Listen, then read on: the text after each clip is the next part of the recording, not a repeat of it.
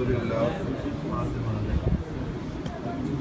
وكفى والصلاة والسلام على سيد الأنبياء. أعوذ بالله السميع العليم من الشيطان الرجيم من همزه ونفخه ونفسه. بسم الله الرحمن الرحيم. لقد كان لكم في رسول الله أسوة حسنة. قال النبي صلى الله عليه وسلم: لقد خشيت على نفسي. فقالت خديجة رضي الله تعالى عنها: كلا والله ما يخزيك الله أبدا إنك لتصل الرحم وتحمل الكلا وتكسب المعدوم وتقري الضيف وتعين على نوائب الحق. رواہ البخاری. معزز سامعین حضرات، الحمدللہ ہم اس جگہ پہ سیرت النبی صلی اللہ علیہ وسلم کے اجتماع میں جمع ہے. میں دعا کرتا ہوں اللہ تعالی ہم سب کا بیٹھنا اپنی بارگاہ میں قبول فرمائے اور اللہ تعالی ہمیں اس کے بدلے میں دنیا آخرت کی کامیابی عطا فرمائے. معزز سامعین حضرات، کائنات میں ایک ہستی ہے، واحد اور کوئی نہیں ہے، جس ہستی کی زندگی، جس ہستی کے لیل و نہار، شب و روز ہمارے لیے دین اللہ نے بنا دیا. یہ واحد وہ ذات ہے جن کی زبان سے حق کے سوا کچھ نہیں نکلتا. یہ واحد وہ ذات ہے جو سفر میں ہوں، حضر میں ہوں، گھر میں ہوں، مسجد میں ہوں، بازار میں ہوں، جس جگہ پہ ہوں، اللہ نے ان کی حرکات و سکنات کو ہمارے لیے دین بنا دیا ہے، جن کا نام ہے محمد صلی اللہ علیہ وسلم. آج ہم ان کی سیرت طیبہ سننے کے لیے اس جگہ پہ جمع ہوئے ہیں. رسول اللہ صلی اللہ علیہ وسلم پہ جب وحی نازل ہوئی تو آپ گھر تشریف لائے. صحیح بخاری حدیث نمبر 3. جب آپ حضرت خدیجہ رضی اللہ تعالی عنہ کے پاس پہنچے تو چونکہ پہلی دفعہ حضرت جبریل کو دیکھا تھا اور انہوں نے آپ کو دبایا اور آپ سے ملاقات کی تو رسول مکرم صلی اللہ علیہ وسلم گھبرائے ہوئے تھے. تو حضرت خدیجہ رضی اللہ تعالی عنہ سے ملاقات کی، گھر میں آئے، چونکہ ان کی بیوی تھی. تو فرماتے ہیں لقد خشیت علی نفسی، مجھے ڈر سا لگ رہا ہے کہ شاید نہ جانے مجھے کچھ ہو نہ جائے. تو حضرت خدیجہ رضی اللہ تعالی عنہ کی زبان سے جو کلمات نکلے سنیے. رسول اللہ صلی اللہ علیہ وسلم کی صفات کیا ہے؟ فرماتی ہیں کلا واللہ ما یخزیک اللہ ابدا. رب کی قسم اٹھا کے میں گواہی دیتی ہوں کہ آپ کو اللہ کبھی ضائع نہیں کریں گے. کیوں؟ وجہ کیا ہے؟ چونکہ آپ کے اندر یہ خوبیاں موجود تھی جو میں ابھی آپ کو بتانے والا ہوں. کس لیے بتا رہا ہوں؟ تاکہ میں اور آپ اپنے اندر یہ خوبیاں جمع کریں. اللہ کبھی ہم کو دنیا میں اور آخرت میں ذلیل و رسوا نہیں کرے گا. فرماتی ہیں انک لتصل الرحم. اللہ کے رسول صلی اللہ علیہ وسلم آپ تو رشتہ داری کو جوڑنے والے ہیں، آپ تو اپنوں کے ساتھ اچھا سلوک کرنے والے ہیں. جو آپ سے دور ہوتے ہیں آپ ان کو قریب کرنے والے ہیں. وَتَحْمِلُ الْكَلَّ، اور آپ تو ایسے لوگوں کا بوجھ اٹھانے والے ہیں جو اپنا بوجھ نہیں اٹھا سکتے. ناداروں کے کام آتے ہیں آپ تو ان کا بوجھ اپنے کندھوں پہ اٹھا لیتے ہو جو اس قابل نہیں ہے. وَتَكْسِبُ الْمَعْدُومِ، اور جو کما کر کھا نہیں سکتے آپ تو ان کو کما کر دینے والے ہیں. ان کے اخراجات اٹھانے والے ہیں، وَتَقْرِيُ الضَّيْفِ، اور آپ بہت مہمان نواز ہیں، مہمانوں کی عزت کرنے والے ہیں، وَتُعِينُ عَلَى نَوَائِبِ الْحَقِّ، اور مشکلات جتنی بھی ہوں آپ تو حق کا ساتھ دینے والے ہیں، تو یہ کیسے ہو سکتا ہے کہ اللہ آپ کو ضائع کر دے؟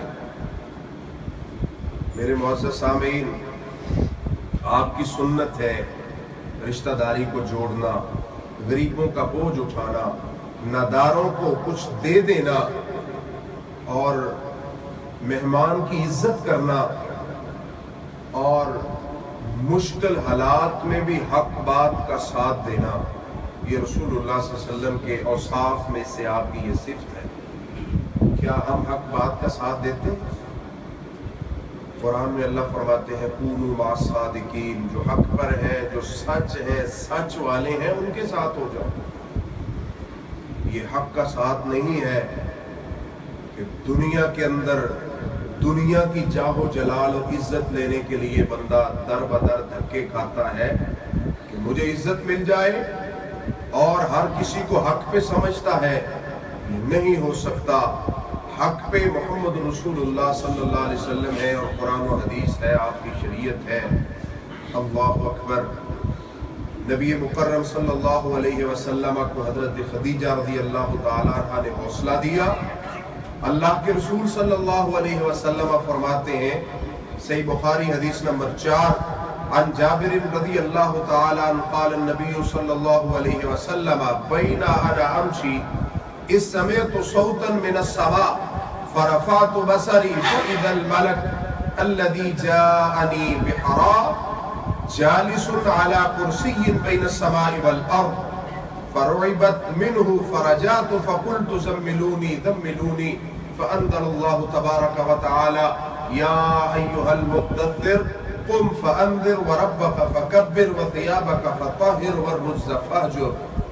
رسول اللہ صلی اللہ علیہ وسلم فرماتے ہیں کہ میں اپنے گھر سے نکلا، چل رہا تھا، کہیں جا رہا تھا، تو اچانک میں نے آواز سنی، زوردار آواز سنی۔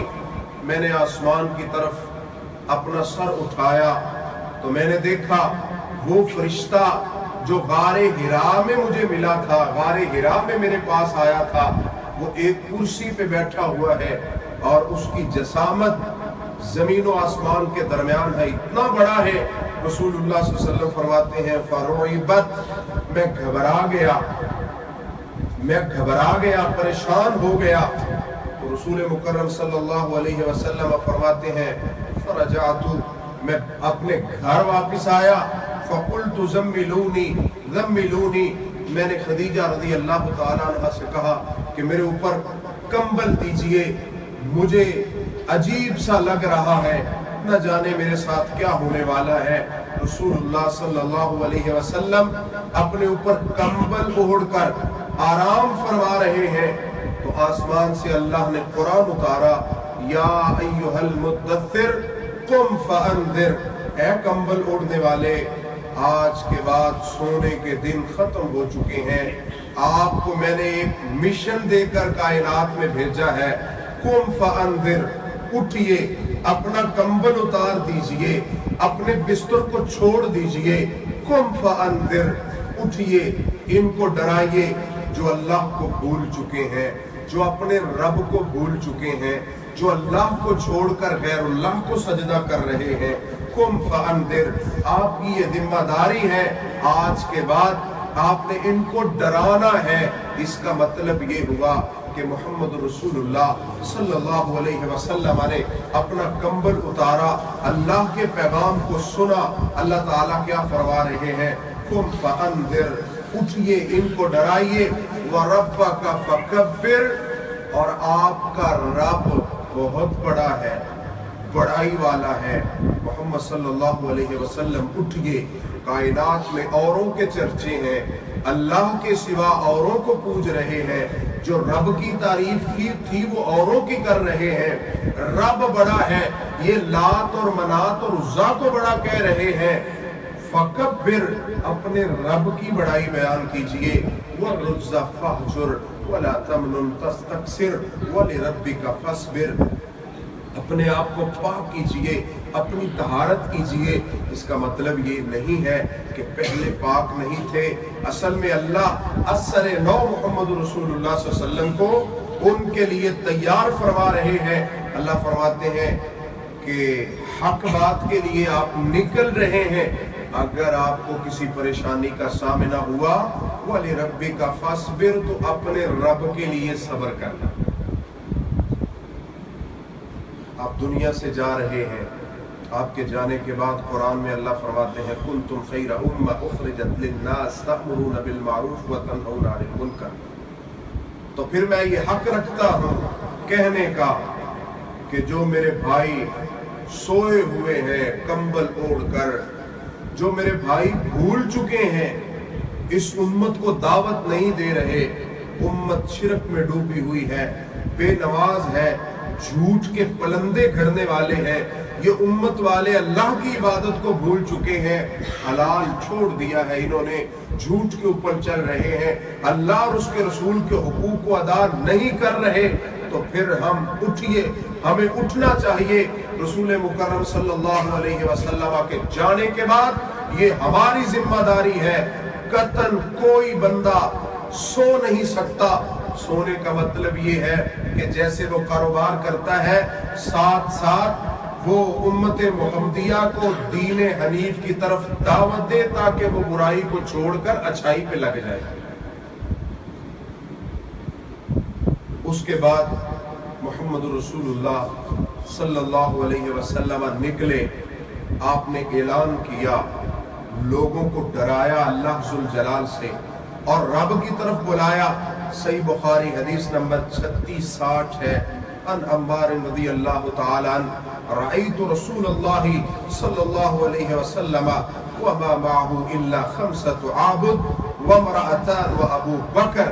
عمار رضی اللہ تعالی عنہ فرماتے ہیں میں نے رسول اللہ صلی اللہ علیہ وسلم کو دیکھا جب وہ مکہ میں لوگوں کو تبلیغ کرتے تھے، جب اللہ کی بڑائی بیان کرتے تھے، جب اللہ کی وحدانیت بیان کرتے تھے، تو محمد رسول اللہ صلی اللہ علیہ وسلم کے ساتھ 5 غلام تھے جن کو عرب میں حقیر سمجھا جاتا تھا، ذلیل سمجھا جاتا تھا، بکاؤ مال سمجھا جاتا تھا، جن کی کوئی قدر و قیمت نہیں تھی۔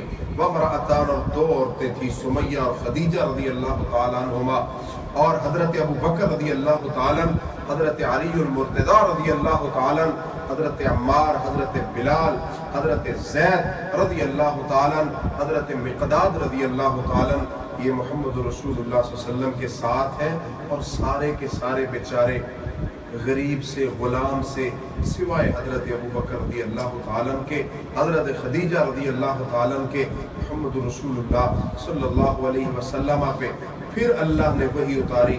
پارہ نمبر 19 سورۃ الشعراء، سورہ نمبر 26 آیت نمبر 214، اللہ فرماتے ہیں وَأَنذِرْ عَشِيرَتَكَ الْأَقْرَبِينَ۔ اب مکہ کی حالت یہ ہے کہ تمام سردار ہیں، بڑے ہیں، چودھری ہیں، اور سارے کے سارے آپ کے رشتہ دار ہیں۔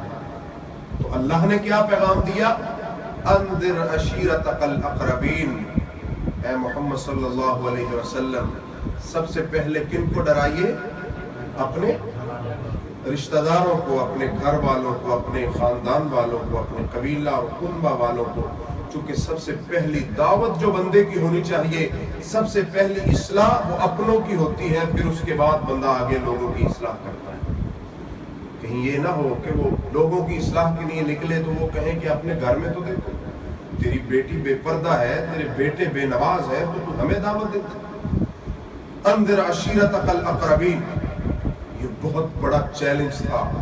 محمد رسول اللہ صلی اللہ علیہ وسلم نکلے۔ صحیح بخاری حدیث نمبر 4971 ہے، عن ابن عباس رضی اللہ تعالی عنہ لما نزلت هذه الآية انذر عشيرتك الأقربين خرج رسول الله صلى الله عليه وسلم حتى صعد الصفا فهتف يا صباحه فقالوا من هذا فاجتمعوا إليه فقال أرأيتم إن أخبرتكم أن خيلا تخرج۔ رسول اللہ صلی اللہ علیہ وسلم نکلے، صفا کے اوپر کھڑے ہو گئے، کوہ صفا پہ کھڑے ہیں، اور رسول اللہ صلی اللہ علیہ وسلم نے زور سے آواز لگائی یا صباحہ، لوگ جمع ہو گئے کہ یہ کون ہے آوازیں لگانے والا، کون ہے ہم کو جمع کرنے والا۔ یہ تمام سرداران قریش، مکہ کے تمام لوگ جمع ہو گئے۔ رسول اللہ صلی اللہ علیہ وسلم فرماتے ہیں ارائیتم ان اخبرتکم، اگر میں تم کو یہ خبر دوں کہ اس پہاڑ کے پیچھے ایک بہت بڑا لشکر گھوڑ سوار عنقریب تمہارے اوپر حملہ کرنے والا ہے، تو کیا تم میری تصدیق کرو گے؟ سب نے کہا یہ کیسے ہو سکتا ہے، آپ نے تو کبھی جھوٹ بولا۔ یہ کن کی بات ہو رہی ہے؟ جن کے بارے میں اللہ نے فرمایا کہ ان کی زندگی تمہارے لیے بہترین، انہوں نے کبھی جھوٹ، ہم نے کبھی سچ نہیں بولا۔ اللہ اکبر، انہوں نے کبھی جھوٹ نہیں بولا۔ اور کون کہہ رہے ہیں؟ جو کافر ہیں، جو دشمن ہیں، کہہ رہے ہیں کہ آپ کی زبان مبارک سے ہم نے کبھی جھوٹ نہیں سنا۔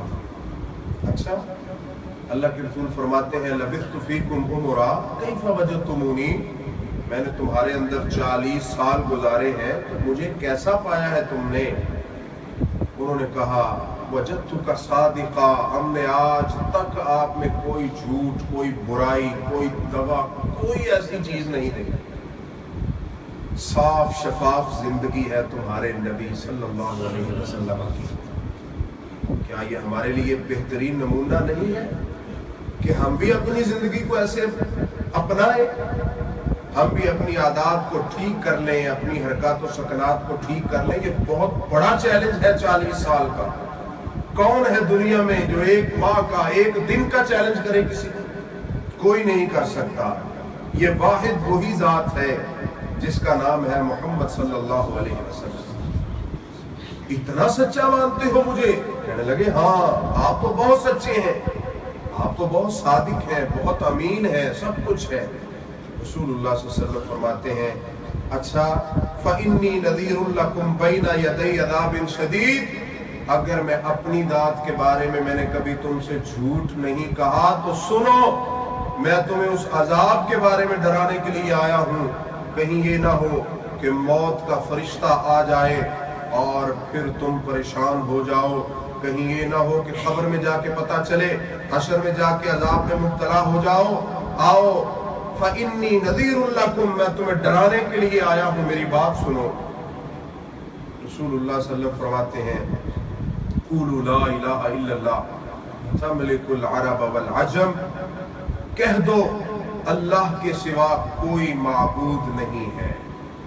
لا الہ الا اللہ، پہلے نفی ہے پھر اثبات ہے، کوئی معبود نہیں ہے صرف۔ ابو جہل آگے بڑھا، تبا لک یا محمد صلی اللہ علیہ وسلم، کہنے لگا آپ کے لیے ہلاکت ہو، استغفر اللہ معاذ اللہ۔ تو پھر رب نے جواب میں فرمایا تبت یدا ابی لہب وتب ما اغنی عنہ مالہ وما کسب، یہ سارے کے سارے خلاف ہو گئے۔ جو آپ کی صداقت کو، آپ کے حسن و جمال کو مانتے تھے، یہ سب خلاف ہو گئے محمد رسول اللہ صلی اللہ علیہ وسلم کے۔ کیوں خلاف ہو گئے؟ کیا ہے لا الہ الا اللہ کے اندر؟ کون سی ایسی چیز ہے جو ان کو ناگوار گزری تھی؟ صرف یہی تھا کہ محمد رسول اللہ صلی اللہ علیہ وسلم نے اللہ کی توحید کا پیغام دیا تھا، اور توحید کا پیغام اتنا کڑوا ہے مشرکین کے لیے، کسی دور کے مشرک نے بھی اس کو برداشت نہیں کیا۔ رسول اللہ صلی اللہ علیہ وسلم نے جب یہ سارا معاملہ ہوا، اللہ کے رسول نے اپنے رشتہ داروں تک یہ پیغام پہنچا دیا کہ میں تم کو ڈرانے کے لیے آیا ہوں۔ اس کے بعد دوسرا قدم صحیح بخاری حدیث نمبر 2753 ہے، عن ابی ہریرہ رضی اللہ تعالی عنہ قال قام رسول اللہ صلی اللہ علیہ وسلم حين انذر الله تبارك وتعالى انذر عشيرتك الاقربين قال يا معشر قريش اشتروا انفسكم لا اغني عنكم من الله شيئا يا بني عبد مناف لا اغني عنكم من الله شيئا يا عباس بن عبد المطلب لا اغني عنكم من الله شيئا يا صفية أمة رسول الله لا اغني عنكم من الله شيئا يا فاطمة तो बिन्त मुहम्मदिन सल्लल्लाहु अलैहि वसल्लम सलीनी मा शिअत मिन माली ला उगनी अनके मिनल्लाहि शैया। आइए, ये तौहीद का पैगाम है, ये रब की वहदानियत का नाम है, ये इय्याका नअबुदु व इय्याका नस्तईन इहदिनस सिरातल मुस्तकीम की तशरीह है। चूँकि मोहम्मद रसूलुल्लाह सल्लल्लाहु अलैहि वसल्लम ने फरमाया, उतनी देर तक कोई मोमिन नहीं हो सकता जब तक अकीदा आखिरत को ना अपना ले। ये अकीदा आखिरत बयान हो रहा है, ये अल्लाह की तौहीद का अलम बुलंद हो रहा है। हज़रत अबू हुरैरा रज़ी अल्लाह तआला अन्हु फरमाते हैं, जब अल्लाह ने ये आयत उतारी, अपने रिश्तेदारों को डराइए, तो रसूलुल्लाह सल्लल्लाहु अलैहि वसल्लम ने एक एक को बुलाया और हदीस में अल्फाज मौजूद हैं। अल्लाह के रसूल फरमाते हैं, या माशरा कुरैश, ओ कुरैश के चौधरियों, ओ कुरैश के सरदारों, सुन लो, दुनिया में तुम्हारा डंका बज रहा है, दुनिया में तुम्हारा नाम है, लेकिन सुन लो, ला उगनी अनकुम मिनल्लाहि शैया इश्तरू अनफुसकुम ला उगनी अनकुम मिनल्लाहि शैया। अपने आप को जहन्नम से बचा लो, कल क़यामत के दिन ला उगनी अनकुम मिनल्लाहि शैया, मैं तुम्हें कोई कफायत नहीं करूँगा। कुरैश वालों से कहा, या बनी अब्द मनाफ, फिर बनु अब्द मनाफ को बुलाया, फरमाया, ला उगनी अनकुम मिनल्लाहि शैया, मैं तुमसे कोई कफायत नहीं कर सकता। जब तुम अल्लाह की अदालत में खड़े होगे, तुम्हारा रब का मामला होगा और अल्लाह आखिरत के बारे में मुकम्मल इख्तियार रखते हैं, कोई उसमें दखल अंदाजी नहीं कर सकता। या अब्बास इब्न अब्दुल मुत्तलिब, सुन लो, कहीं ये ना कहना कि मैं मोहम्मद रसूलुल्लाह सल्लल्लाहु अलैहि वसल्लम का चच्चा हूं। इसे कहते हैं अल्लाह की वहदानियत को बयान करना। वगरना हर बंदा ये चाहता है कि मेरी बड़ाई हो, मेरी किबरियाई हो। मोहम्मद रसूलुल्लाह सल्लल्लाहु अलैहि वसल्लम ये भी कह सकते थे कि मेरे रिश्तेदार सब जन्नत में जाएंगे, मैं इनको जन्नत लेके दूंगा, बाकी सबको मैं डराने के लिए आया हूं, ये जो चाहे करते रहे। सबसे पहले अपने घर से शुरू किया, चचा अब्बास सुन लो, ला उगनी अनकुम मिनल्लाहि शैया, कल रब की अदालत में मैं तेरे काम नहीं आऊंगा, नेक अमाल करके अपनी जान जहन्नम से आजाद करवा लूंगा। ये है कमाल मुस्तफा, इसे कहते हैं हक का पैगाम, सदाकत का पैगाम। आगे फरमाया, या सुफैया तो अम्मत रसूलुल्लाह, ए सुफैया, मोहम्मद रसूलुल्लाह सल्लल्लाहु अलैहि वसल्लम की फूफी, सुन लो, ला उगनी अनके मिनल्लाहि शैया, कल क़यामत के लिए अमाल कर लो, कोई तुम्हारे काम नहीं आएगा। आगे सबसे बड़ी बात, आज जो नमाज छोड़कर सो रहे हैं, आज जो हराम खोर हैं, आज जिन्होंने अल्लाह की तौहीद पे डाका डाला है, मोहम्मद रसूलुल्लाह सल्लल्लाहु अलैहि वसल्लम की शरीयत को पाश पाश कर दिया है, उनके होते हुए गैरों की तरफ अपनी आंखें उठा ली, अल्लाह के होते हुए गैरों के सामने अपना दामन फैला लिया और ये उम्मीद लगाए बैठे हैं, चूंकि शैतान ने कहा था, वाला उमन्नियन्नहुम वाला आमुरन्नहुम, मैं इनको लंबी लंबी उम्मीदें दिलाऊंगा। नमाज न पढ़ने वाला, शिरक में डूबा हुआ, अल्लाह और उसके रसूल की मुखालफत करने वाला, उसके दिल में ये जुमला रचा बसा है कि मुझको फलां बख्शवा लेगा। आइए, सही बुखारी की हदीस है, हदीस नंबर 2753 है, अल्लाह के रसूल की सच्ची जुबान है जिससे झूठ कभी नहीं निकल सकता, सच ही सच है। मोहम्मद रसूलुल्लाह सल्लल्लाहु अलैहि वसल्लम क्या फरमा रहे हैं? अल्लाह के रसूल फरमाते हैं, या फातिमा तू बिन्त मुहम्मदिन सल्लल्लाहु अलैहि वसल्लम सलीनी मा शिते, फातिमा मुझसे मांग लो जितने ऊंट चाहिए, जितने घोड़े चाहिए, जितने गुलाम चाहिए, जितना पैसा चाहिए, जितने माल की जरूरत है, आज मुझसे डिमांड करो, मैं दे सकता हूँ। लेकिन ये मत सोचना, ला उगनी अनके मिनल्लाहि शैया, जब कल क़यामत के दिन रब की अदालत में खड़ी होगी तो फिर रब के साथ तुम्हारा मामला है, अल्लाह जानते हैं वो क्या करते हैं, मैं कुछ नहीं कर सकता। मेरे भाइयों, हमारे लिए ये लम्हा फिक्रिया है। मोहम्मद रसूलुल्लाह सल्लल्लाहु अलैहि वसल्लम को आज बदल लें, अपने आप को चेंज कर लें, अपनी बुरी हरकत को छोड़ दें। काश हम ये सोच लें कि हमने भी अल्लाह की अदालत में खड़े होना है। और कुरान में अल्लाह फरमाते हैं, ला तदिरु वादिरतुम विज़रा उखरा, कोई जान किसी जान का बोझ नहीं उठाएगी।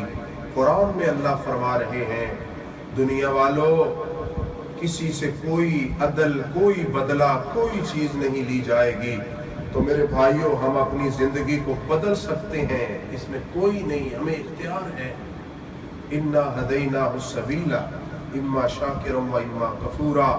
आइए आज हम अपने रब से तौबा कर लें, हम अपने गुनाहों की माफी मांग लें, ताकि कल क़यामत के दिन हम रब की अदालत में सुरखरू हो सकें।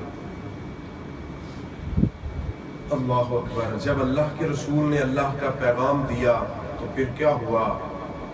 फिर मसाइब के पहाड़ खड़े हुए, और तौहीद का पैगाम देने वालों, अल्लाह की तरफ बुलाने वालों, ला इलाहा का आवाज़ा बुलंद करने वालों, सबसे पहला कदम उठाने से पहले ये सोच लो कि तुम्हारे सामने मसाइब तो आएंगे, तकलीफें तो आएंगी।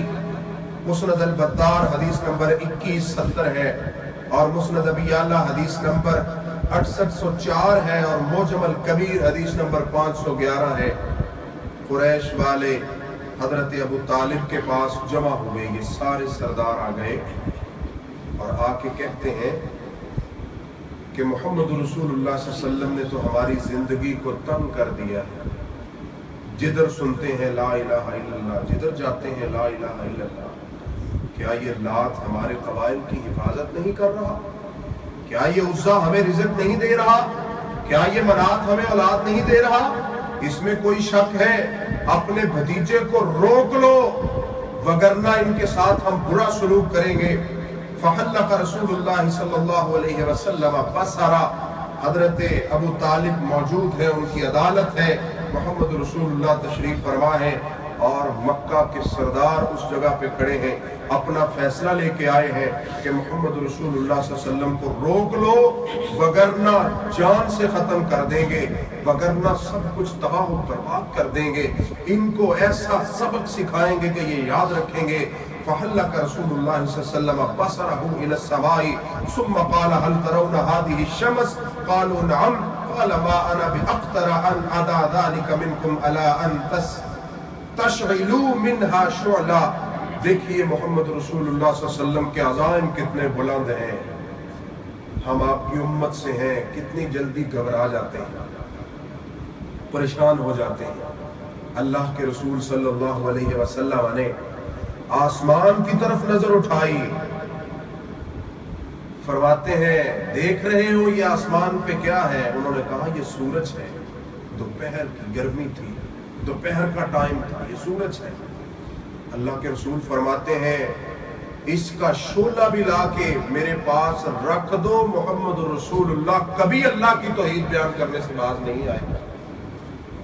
वो ला नहीं सकते, अगर ले भी आए, अगर ये कर भी लें, मुमकिन ही नहीं।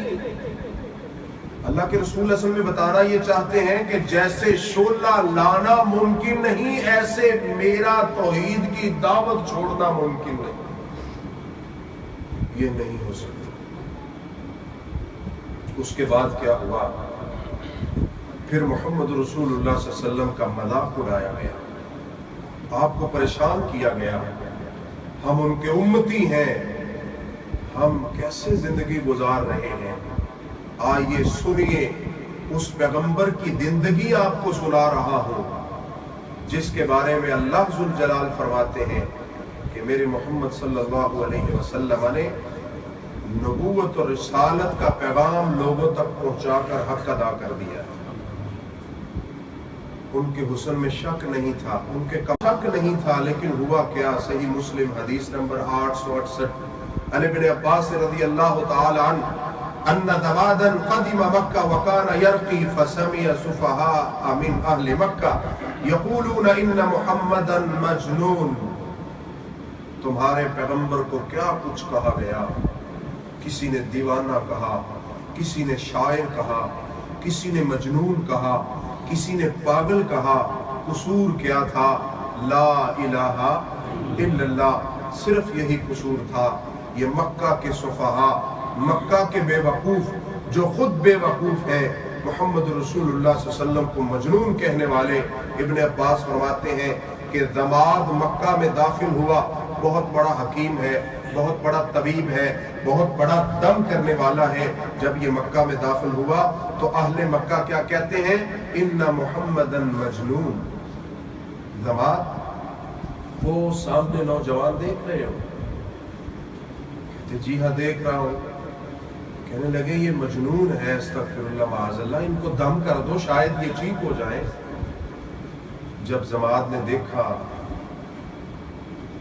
تو دل رویا ہوگا کہ اتنا حسین و جمیل نوجوان اور مجنون ہے۔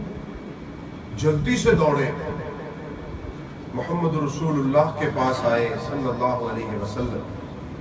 کہنے لگے بیٹا میں بہت پریشان ہوا ہوں جب سے میں نے سنا ہے کہ آپ مجنون ہیں، تو کیوں نہ ہو کہ میں آپ کا علاج کر دوں، کتنے آپ اچھے ہیں، کتنے اعلیٰ ہیں، کتنے حسین و جمیل ہیں، تو میں بہت پریشان ہوں۔ محمد رسول اللہ صلی اللہ علیہ وسلم فرماتے ہیں میں آپ کو اپنا مرض بتاؤں؟ اس نے کہا بالکل بتائیں۔ وہ بیٹھ گیا، اللہ کے رسول اپنا مرض بتا رہے ہیں۔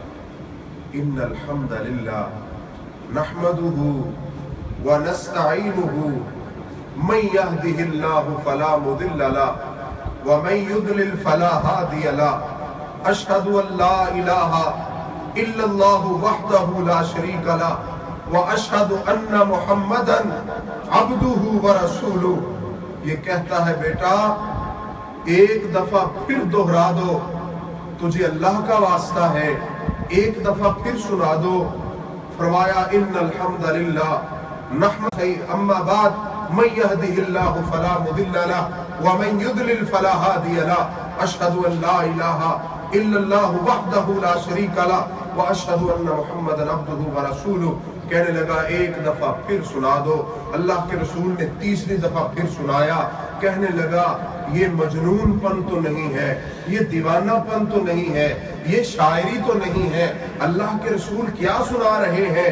اللہ کے رسول فرما رہے ہیں ان الحمدللہ، تمام تعریفیں رب کے لیے ہیں، کائنات کو بنانے کی تعریفیں اللہ کے لیے ہیں، دنیا کو چلانے کی تعریفیں اللہ کے لیے ہیں۔ یہ انسان چل رہے ہیں، یہ پرندے اڑ رہے ہیں، یہ پہاڑ کھڑے ہیں، یہ سمندر میں طغیانی ہے، یہ ہوائیں چل رہی ہیں، رات اور دن آ رہا ہے۔ یہ ساری تعریفیں بجائے لات منات اور عزا کے یہ تو صرف اللہ کے لیے ہے۔